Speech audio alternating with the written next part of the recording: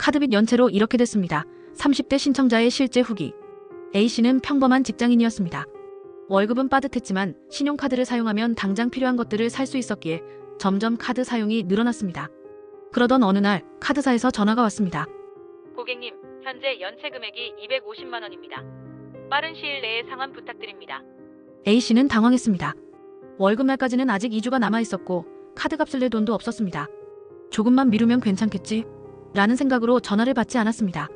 하지만 그것이 악몽의 시작이었습니다. 카드 연체가 시작되면 벌어지는 일. 연체 후 일주일이 지나자 카드사에서 문자와 전화가 쏟아졌습니다. 연체 이자가 부과됩니다. 기한 내 미납 시 신용등급이 하락할 수 있습니다. 카드사의 연체 이자는 일반 이자보다 훨씬 높았습니다. 약정이율 3%까지 추가되었고 불어나는 이자를 보고 A씨는 깜짝 놀랐습니다. 하지만 돈이 없었기 때문에 한 달을 더 미루었습니다. 그때부터 카드사는 본격적인 독촉을 시작했습니다. 채권 추심 본격적인 독촉이 시작됨. 2달이 지나자 카드사는 채권을 추심업체로 넘겼습니다. 이제는 카드사가 아니라 채권 추심원이 직접 전화를 걸어왔습니다. 고객님, 지금 갚지 않으면 법적 절차를 진행할 수밖에 없습니다. 그러던 어느 날 A씨는 은행에서 온 문자를 보고 깜짝 놀랐습니다. 긴급 귀하의 계좌에서 출금이 제한되었습니다. 그는 부랴부랴 은행에 전화했습니다. 현재 고객님의 연체로 인해 법원의 압류 명령이 내려졌습니다. 카드사가 민사소송을 제기했고 법원이 A씨의 급여와 계좌를 압류한 것이었습니다. 이제 A씨는 신용불량자가 되었으며 금융거래도 불가능한 상태가 되었습니다. 카드 연체가 형사처벌로 이어질 수도 있음. A씨는 걱정이 되었습니다. 이러다가 감옥에 가는 건 아니겠지. 다행히 단순 카드 연체는 형사처벌 대상이 아닙니다. 하지만 고의적으로 상환을 회피한 경우에는 사기죄로 처벌받을 수도 있습니다. 예를 들어 카드 발급 당시 허위 정보를 제출했다면, 돈이 있는데도 일부러 안 갚았다면, 재산을 숨기고 파산 신청을 했다면 이 경우 사기죄로 형사처벌을 받을 수 있습니다. A씨는 형사처벌까지 받을까봐 더욱 불안해졌습니다. 그러나 이미 신용불량자가 된 이상 이제는 해결책을 찾아야 했습니다. 카드 연체 해결 방법 A씨의 선택. A씨는 결국 카드사에 직접 연락하기로 했습니다. 사실 처음에는 카드사와 연락하는 것이 너무 부담스러웠습니다. 하지만 미루면 미룰수록 상황이 악화된다는 걸 깨달았고 더 이상 피할 수 없었습니다. 그는 조심스럽게 카드사에 전화를 걸었습니다. 현재 경제적으로 너무 어려운 상황이라 연체금을 한 번에 갚기 어렵습니다. 혹시 상환 방법을 조정할 수 있을까요? 카드사 직원은 비교적 친절하게 설명해 주었습니다. 고객님, 연체 이자를 일부 감면하고 남은 금액을 분할 상환하는 방법이 있습니다.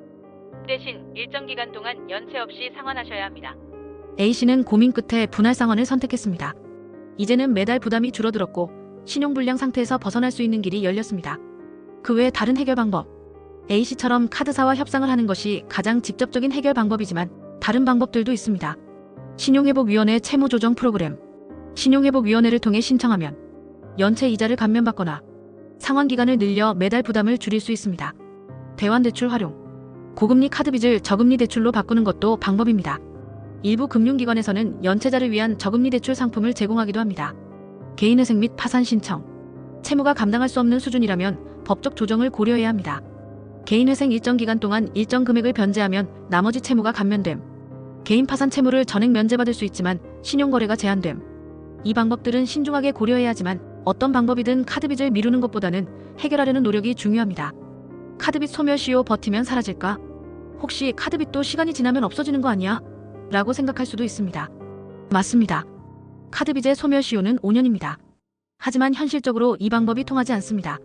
왜냐하면 카드사가 5년 동안 가만히 있지 않고 소송을 걸면 시효가 다시 리셋되기 때문입니다. 즉 카드빚을 소멸시효로 해결하는 것은 거의 불가능합니다. A씨는 결국 카드사와 협상하여 분할 상환을 시작했습니다. 물론 빚을 갚아나가는 것이 쉽지는 않았습니다. 하지만 처음으로 직접 해결 방법을 찾았고 조금씩 빚이 줄어드는 것을 보며 안도할 수 있었습니다. 이제는 카드 사용을 줄이고 다시는 같은 실수를 반복하지 않겠다고 다짐했습니다. 카드 빚은 초기에 해결해야 합니다. 버티면 해결되지 않고 점점 더 커집니다.